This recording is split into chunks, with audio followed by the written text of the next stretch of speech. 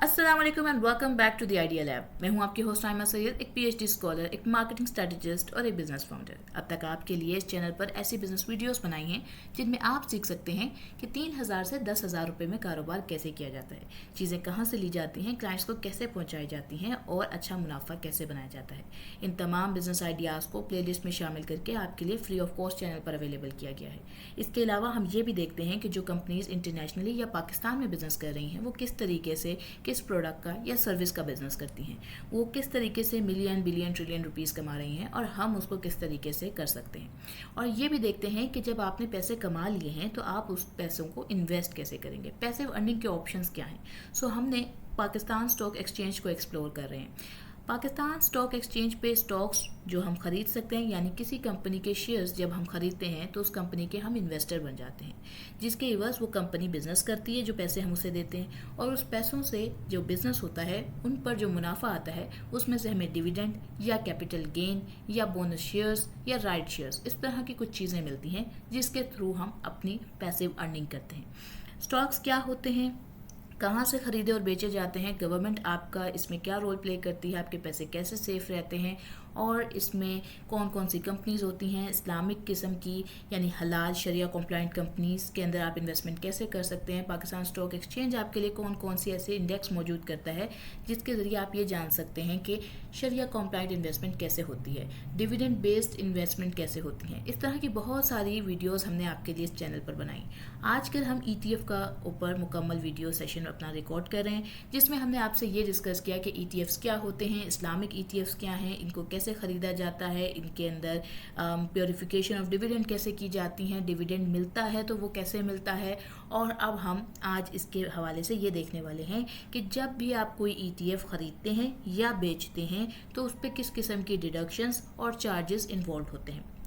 तो ETF के ऊपर जो सबसे पहले, ये ETF हो या कोई भी नॉर्मल स्टॉक हो, उन पर ये मैक्सिमम चार्जेस सब जगहों पे ही लग रहे होते हैं, यानी कि हर स्टॉक पे और ETF पे ये चार्जेस, ये डिडक्शंस होती हैं। जैसा कि ब्रोकरेज कमीशन, क्योंकि आपको पता होगा कि जब भी आप पाकिस्तान स्टॉक एक्सचेंज के ऊपर स्टॉक्स खरीदते या बेचते हैं उसके लिए आपको अपना एक ब्रोकरेज के पास जाकर अपना एक अकाउंट ओपन करवाना पड़ता है। और क्योंकि वो आपके और पाकिस्तान स्टॉक एक्सचेंज के दरमियान एक मिडिल मैन का काम करता है तो वो अपनी एक अमाउंट कट करता है जिसे हम ब्रोकरेज कमीशन कह सकते हैं। आप जब भी ETF यूनिट्स को बाय या सेल करते हैं, अगर आज हम यहाँ सिर्फ ETF की बात करें तो ऑब्वियसली स्टॉक्स भी इसमें आप कंसिडर कर सकते हैं, उसके हवाले से आपका कोई सवाल होगा तो आप पूछ सकते हैं। मैं आज ETF को कवर करूँगी इसमें। तो जब भी हम ETF यूनिट्स को बाय या सेल करते हैं तो ब्रोकर आपसे कमीशन लेता है। ये आम तौर पे 0.25% से 0.35% होता है। ये 0.25 और 0.35 कैसे लगता है, ये बेसिकली जो आपकी प्राइस है उस दिन की जिस पे वो स्टॉक ट्रेड हो रहा है उसका 0.25% और 0.35% है। ये मुख्तलिफ ट्रेडर्स कह लें कि मुख्तलिफ जो ब्रोकरेज कंपनीज़ हैं उनका डिफरेंट हो सकता है। आप जब भी कहीं अकाउंट ओपन करवाते हैं तो आप उनसे उनका ब्रोकरेज कमीशन जो है वो पूछ सकते हैं और उसके बाद ही अपना अकाउंट ओपन करवा सकते हैं। जो आपको बेस्ट फैसिलिटीज़ देता है उसको उसकी SECP की डॉक्यूमेंटेशन देख के आप अपना अकाउंट ओपन करवा सकते हैं। मतलब अगर आपने 10,000 रुपये इन्वेस्ट किए हैं तो उसके ऊपर अगर हम आपका ब्रोकरेज देखें तो वो तकरीबन 25 रुपीज़ से 35 रुपीज़ बनता है।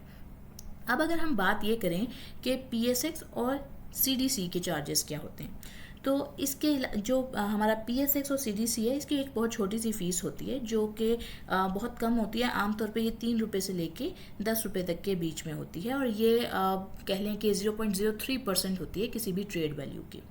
अब इसके अलावा होती हैं जो पर्टिकुलरली ETF के अंदर होती है वो होती है मैनेजमेंट फ़ी, क्योंकि ये ETF जो होते हैं इसके अंदर इसका मकसद यही होता है कि इसमें बहुत सारी कंपनीज शामिल होती हैं जिनको कब शामिल करना है, उनका डिविडेंड मैनेज करना, उनको निकालना अगर वो किसी वजह से अच्छा परफॉर्म नहीं कर रहे हैं, सो उन सारी चीज़ों को मैनेज करना, उनके यूनिट्स को मैनेज करना, तो उसके लिए कोई ना कोई मैनेजमेंट कंपनी जो होती है उसको मैनेज करती है। अगर मैं आपको यहाँ पर मेज़ान ETF की बात करूँ तो मैंने पहले अपनी एक वीडियो में बताया है आपको कि अलमेज़ान मैनेजमेंट जो अलमेज़ान इन्वेस्टमेंट कंपनी है वो बेसिकली मेज़ान ETF को मैनेज करती है और वो अपना तकरीबन 1.5% एनुअली इसके ऊपर अपनी जो उसकी रेशो है, उसकी जो मैनेजमेंट फ़ी है वो चार्ज करती है। और ये चार्ज आपसे डायरेक्टली कस्टमर से नहीं किया जाता, बल्कि इसको एडजस्ट किया जाता है एनएवी में, यानी कि नेट एसेट वैल्यू के अंदर। सो आपसे पर्सनली आपका कुछ भी चार्ज नहीं होगा, लेकिन ये ऑटोमेटिकली एडजस्ट हो जाता है। और इसके जो आप कह लें कि आपको रिटर्न्स मिलते हैं वो आफ्टर डिडक्शन ही होते हैं इस फी के। अब अगर हम बात करें कि क्या ETFs के ऊपर टैक्स लगता है, तो जी बिल्कुल, जिस तरह नॉर्मल स्टॉक्स के ऊपर टैक्स लगता है, इसी तरह ETFs के ऊपर भी टैक्स लगता है, जो कि फाइलर्स के लिए 15% होता है और नॉन फाइलर्स के लिए 30% होता है। अगर ETF डिविडेंड पे करता है तो उस पर भी 15% विद होल्डिंग टैक्स लगता है। मतलब अगर आपको 1000 रुपये डिविडेंड मिला है तो आपको 850 रुपीज़ का नेट डिविडेंड मिलेगा। मैं बाकी उसमें डिविडेंड के ऊपर चार्जेस की बात नहीं कर रही हूँ। और 150 जो है वो FBR को डायरेक्टली सबमिट हो जाता है। इसी तरह जो कैपिटल गेन होता है CGT यानी कि कैपिटल गेन टैक्स, ये भी हमारे हर ETF के ऊपर लगता है। इसकी भी रेशो तकरीबन 15% होती है और एक साल के अरसे से ज़्यादा अगर आपने होल्ड किया है तो वो 12.5%, और इसी तरह से ये जो है आहिस्ता आहिस्ता आने वाले सालों में कम होता जाता है। इसके ऊपर मैंने शुरू की वीडियोस में बहुत आपके लिए बताया था कि कितने साल के बाद आपके जो स्टॉक्स होते हैं उसके ऊपर टैक्स नहीं लगता।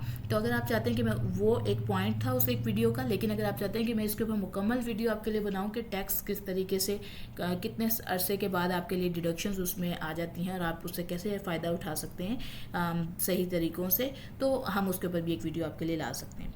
और ये जो है NCCPL जो है वो खुद डिडक्ट करता है, जो कैपिटल गेन टैक्स होता है। अब अगर हम बात करें ज़कात की, तो ये इसमें मैं आपको दो बातें बता दूं कि ETF जो है, क्योंकि अगर आपने कोई शरिया कॉम्प्लाइंट ETF लिया हुआ है, सो आप अगर साहिब निसाब हैं तो वो आपको ऑटोमेटिकली आपका ज़कात जो है वो कट हो जाती है। और अगर आपने आप नॉन मुस्लिम के तौर पे रजिस्टर्ड हैं PSX के ऊपर, क्योंकि पाकिस्तान में माइनॉरिटीज़ भी हैं, तो फिर आपके ऊपर ये ज़कात नहीं एलिजिबल होते आप उसके लिए। लेकिन अगर आप कह लें कि आप ख़ुद ज़कात अदा करते हैं और आप बैंक्स की ज़कात के ऊपर नहीं रिलाई करना चाहते हैं, तब आपको एक ज़कात फॉर्म होता है जो आपको बनवाना पड़ेगा, और वो फिर आप अपने ब्रोकर को देंगे और उसके थ्रू फिर वो आपकी डिडक्शन ज़कात की नहीं करेंगे, और फिर आप अपने जो एसेट्स, आपके स्टॉक्स के अलावा मौजूद एसेट्स हैं, उन तमाम को शामिल करके फिर अपनी ज़कात को अदा करेंगे। अच्छा, अब अगर हम इसमें बात कर लें कि एक प्रैक्टिकल एग्जाम्पल की, तो वो मैं अगर आपके लिए मीज़ान ETF की एग्जाम्पल दे देती हूँ कि इस वक्त अगर हम उसकी प्राइस देखें, वैसे तो आज तकरीबन 18 से ऊपर जा चुकी है, लेकिन अगर हम इसको 17 रुपीज़ के ऊपर मैयर करें कि जब इसकी प्राइस 17 रुपीज़ थी, ये एक्सपेक्टेड वैल्यूज़ हैं, मैं एग्जैक्ट वैल्यूज़ नहीं कह रही हूँ। जो इन्वेस्टमेंट अगर आपने 10,000 की थी तो आप 588 यूनिट्स परचेज़ करते हैं। ब्रोकरेज अगर 30 रुपीज़ का है और PSX CDC के चार्जेस 3 रुपीज़ बन जाते हैं। आप अगर उसको ऐसे लेवल पे जाके बेचते हैं जब तकरीबन उसका जो कह लें कि प्राइस जो है वो इंक्रीज़ हो चुकी हो और 22 रुपीज़ तक पे आप अगर उसको जाके बेचते हैं, तो आप मुख्तलिफ़ किस्म के प्रॉफिट्स इस पे गेन कर रहे होते हैं, और इसके साथ साथ आपने बहुत सारा टैक्स भी अदा कर दिया हो जाता है। यानी कि अगर मैं इसको समराइज़ करूँ उन तमाम बातों को आपके लिए, तो जो आपको तमाम टैक्सेस अदा करने के बाद आपका नेट प्रॉफिट बन जाता है आपके 10,000 रुपये के ऊपर, वो तकरीबन 2500 बन जाता है प्लस आफ्टर टैक्सेस। ठीक हो गया। सो इस तरह से आप जो है आपके किसी भी स्टॉक की ट्रेड के ऊपर, आपके ETF की ट्रेड के ऊपर जो है ये तमाम डिडक्शंस जो होती हैं वो अप्लाइड होती हैं। इसमें एक और चीज़ है कि जब भी हम ETF बाय करते हैं, क्योंकि ये बहुत स्मॉल प्राइस होती है, और जो अगर आप इटसेल्फ किसी एक कंपनी की प्राइस देखें तो वो बहुत ज़्यादा होती है, यानी वो 200 या 300 रुपये का एक स्टॉक होता है, जबकि वही स्टॉक जब किसी ETF में मौजूद है और उसके अलावा 10 ऐसी कंपनी और मौजूद हैं जिनकी इंडिविजुअल प्राइसेस बहुत ज़्यादा हैं, तब वो आपको बहुत सस्ता मिल रहा होता है ETF। यानी अगर हम बात करें मीज़ान ETF की, तो इसमें OGDC भी मौजूद है, इसमें HUBC भी मौजूद है, और वो सब इंडिविजुअली अगर देखें, इवन मीज़ान बैंक शामिल है जो कि 390, 200, 300, 400 इस तरह पे ट्रेड हो रहे हैं इस वक्त, और इसकी एक यूनिट की प्राइस 17 रुपये है। तो ये आप एग्जैक्टली ये नहीं कर सकते कि आप सिर्फ 1 यूनिट खरीदें, यानी आप सिर्फ 17 रुपये का यूनिट नहीं खरीद सकते हैं इसका। जबकि अगर आपने कोई स्टॉक परचेज करना हो, यानी आपने अगर HUBC परचेज करना है, तो आप वो 1 यूनिट परचेज कर सकते हैं, 1 स्टॉक परचेज कर सकते हैं। इसके केस में लॉट साइज होता है, यानी कि एक पर्टिकुलर अमाउंट होती है जिससे कम आप नहीं खरीद सकते, जो किसी ETF का 400 हो सकता है, किसी का 500 हो सकता है।